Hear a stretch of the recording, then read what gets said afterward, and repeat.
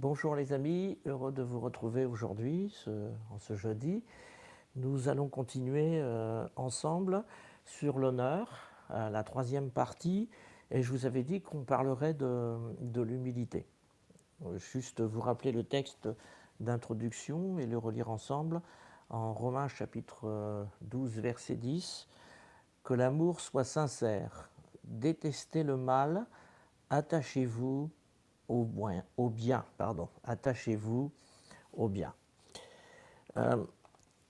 Nous avons vu, et je fais rapidement parce que ça fait un petit moment, il faut que l'honneur et le respect mutuel soient au milieu de nous, dans l'Église. Et quand je parle Église, je parle bien sûr, je ne parle pas des murs, je parle bien sûr du corps de Christ, des disciples de Jésus. Dans nos rassemblements, il faut qu'il y ait ce respect et cet honneur. Dans nos familles, dans les couples, et bien sûr partout. Toi qui travailles et qui fréquentes des collègues de travail, tu dois avoir ce respect vis-à-vis de tes collègues. Le respect est dû aussi aux autorités, le respect est dû à nos chefs, à nos patrons, etc. etc. Mais cet honneur et ce respect doit aussi être constamment dans nos actes, mais pas simplement nos actes, il faut que ça vienne du plus profond de nous-mêmes, de nos pensées.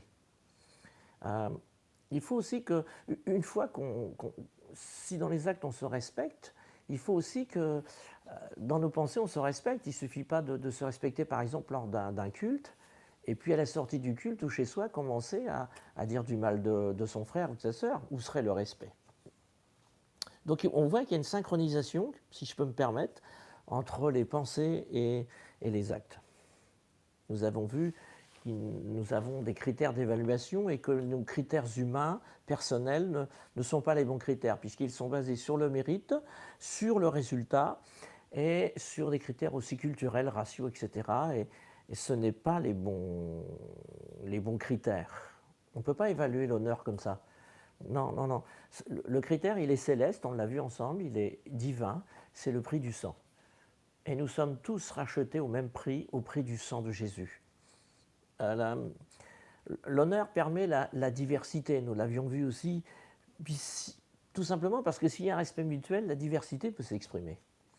Et Jésus d'ailleurs a fait tomber toutes les barrières pour que cette diversité puisse s'exprimer.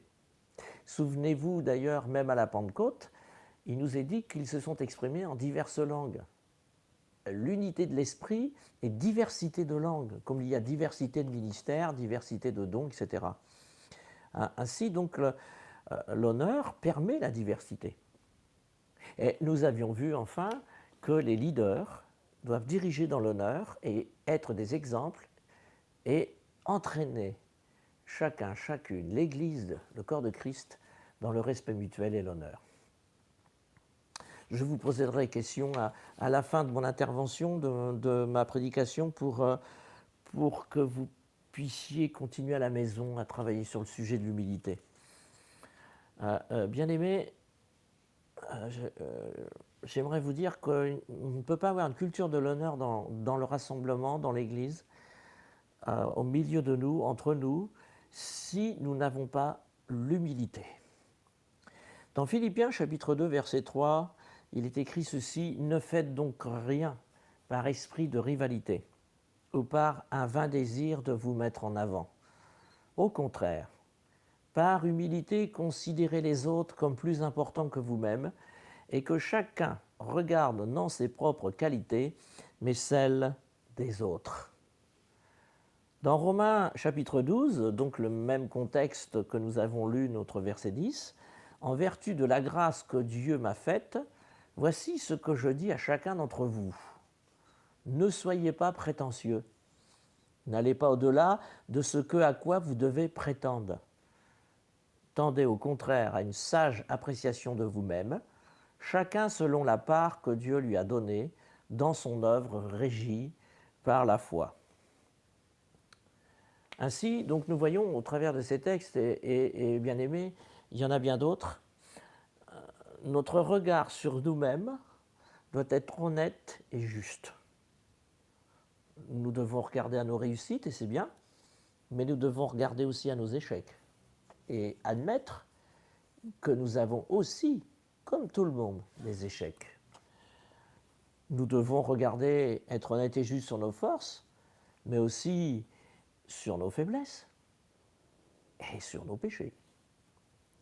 Notre évaluation personnelle doit être faite dans l'humilité. S'il n'y a pas ce regard d'humilité sur nous-mêmes, alors je vais y venir, mais c'est de l'orgueil. Notre évaluation personnelle, faite sur l'humilité, va nous permettre d'être justes. Mais si l'humilité fait défaut, eh bien on va s'évaluer faussement. On ne va pas regarder comme il faut. On va évaluer les autres aussi d'une manière fausse, qui n'est pas juste. On va regarder au plus faible que nous, parce que c'est si facile de regarder les faiblesses des autres. Et on va regarder aussi les défauts des autres, en même les focalisant, c'est-à-dire en les pointant du doigt. Pour avoir un esprit ouvert à la vérité, bien aimé, il faut l'humilité. Et quand on a l'ouverture d'esprit, quand on laisse le Saint-Esprit nous parler, et que donc on est ouvert à ce qu'il dit, eh bien nous allons accepter ce qu'il dit. Et les autres aussi peuvent nous parler, et là encore, il faut que nous acceptions ce que les autres nous disent, à condition d'avoir, j'insiste, cet esprit ouvert à la vérité. Alors c'est vrai, parfois, avec difficulté et mauvaise foi, on a du mal à admettre ce que les autres peuvent nous dire, hein, bien entendu. Et je jette la pierre à personne, je suis moi le premier aussi parfois à avoir cette dose de mauvaise foi ou de grandes difficultés à accepter ce que les autres peuvent me dire. Surtout, plus la personne est proche, plus je pense on a du mal à admettre et à accepter ce que l'autre dit. Mais pourtant, si ce que l'autre dit est la vérité, ne devons-nous pas humblement accepter cette vérité? L'humilité, chers amis, va nous pousser aussi à prendre conscience que nous sommes dépendants les uns des autres. Aucun homme n'est suffisant pour tout faire, connaître tout, accomplir tout. Il n'y a que Dieu qui fait tout parfaitement, qui connaît tout, qui sait tout, etc. Mais nous sommes des êtres humains, des créatures de Dieu, avec aujourd'hui, malheureusement, à cause du péché, nos défauts, nos faiblesses, et nous sommes donc dépendants les uns des autres. De même que nous sommes dépendants de Dieu, nous sommes aussi dépendants les uns des autres.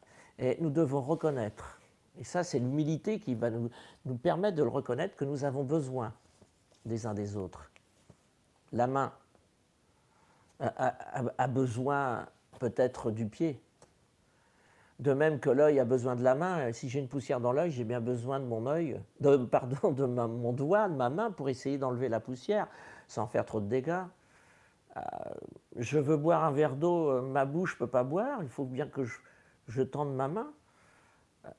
Et ainsi de suite. Nous comprenons, Paul disait que nous sommes un seul corps et chacun pour sa part. Et nous sommes membres les uns des autres et chacun pour sa part, donc nous avons besoin. Malheureusement, j'ai rappelé que Jésus a fait tomber toutes les barrières. Quand on lit les évangiles, on voit que Jésus a fait tomber les barrières sociales, les barrières raciales, les barrières culturelles, etc., les barrières aussi entre hommes et femmes.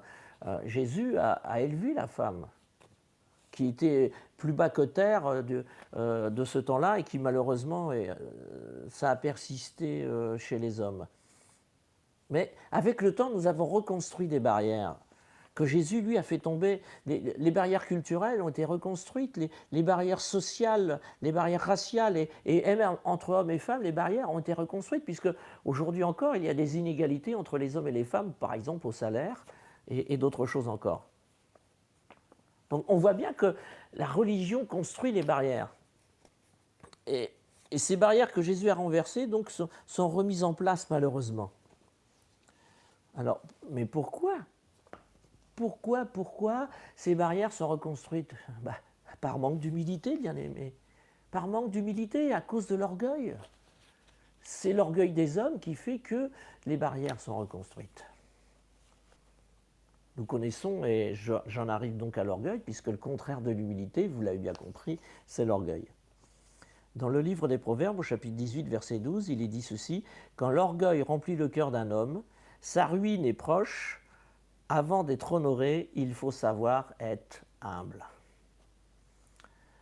Malheureusement, l'orgueil détruit et ruine.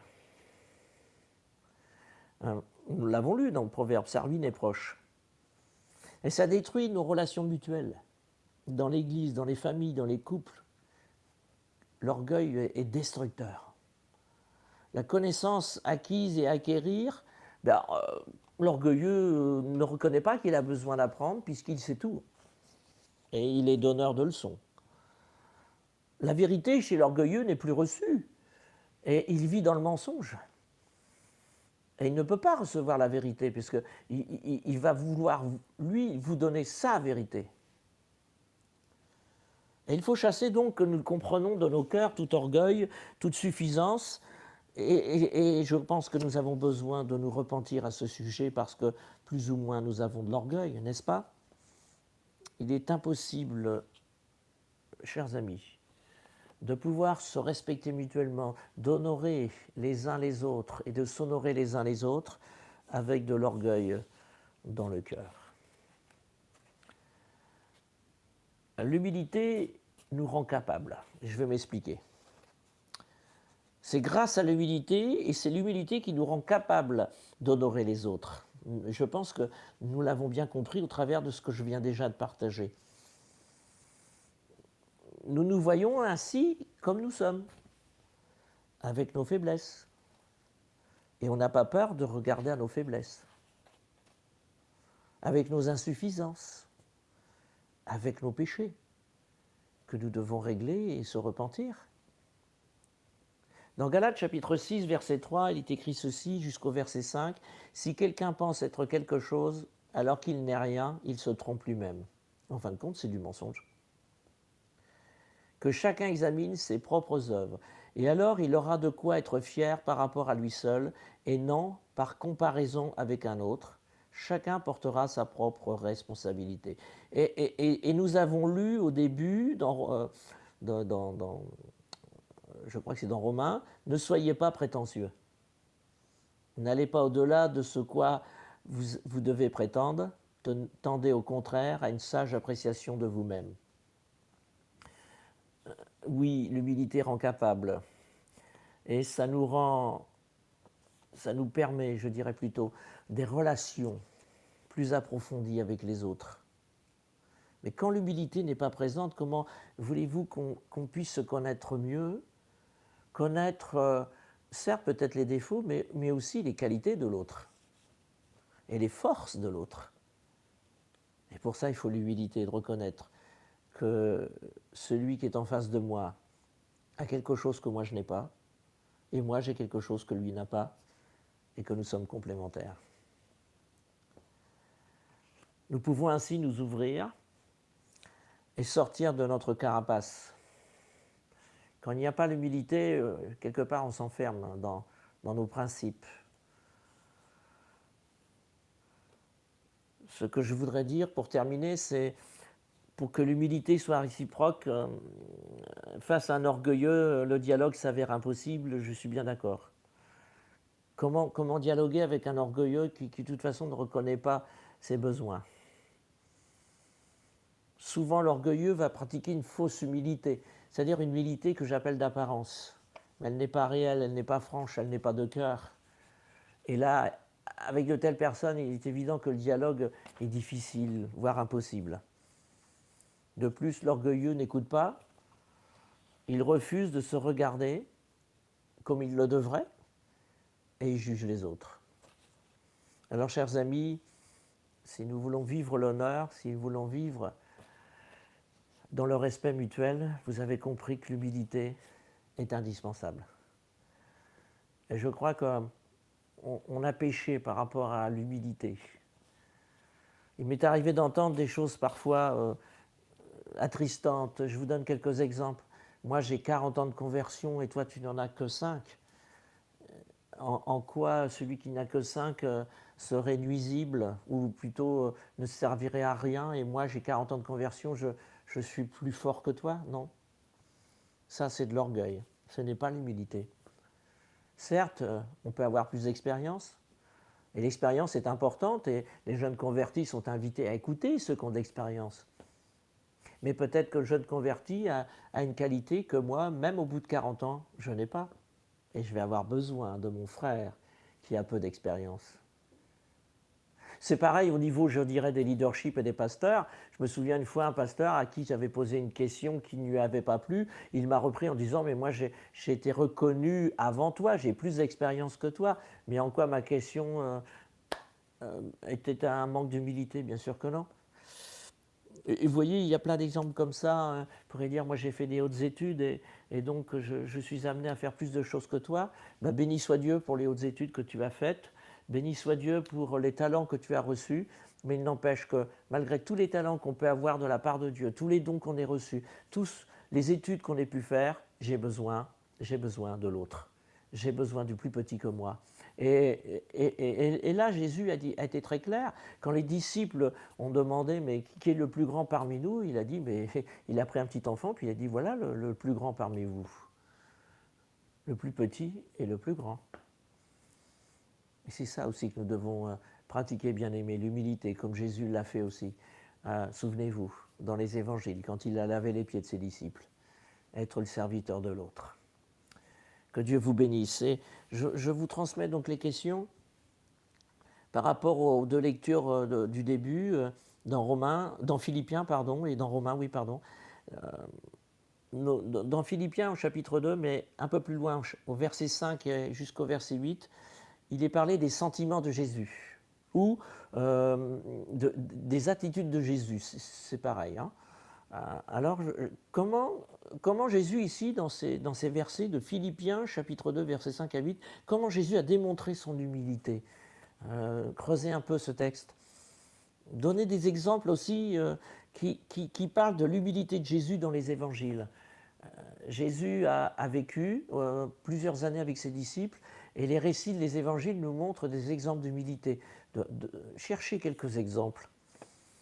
Et toujours dans ce texte de Philippiens chapitre 2 versets 5 à 8, jusqu'où doit aller l'humilité? Et est-ce que nous donc, nous devons aller aussi peut-être jusque-là? Et puis dans Romains chapitre 12 versets 3 à 8, pourquoi faut-il avoir des sentiments modestes et humbles? Et vous avez les réponses dans ces versets-là, Romains chapitre 12, versets 3 à 8. Pourquoi faut-il avoir des sentiments modestes et humbles? Voilà, bon travail, bonne recherche. Que Dieu vous bénisse tous et à bientôt pour la suite, parce que je n'ai pas fini, la suite sur l'honneur, le respect réciproque. Amen.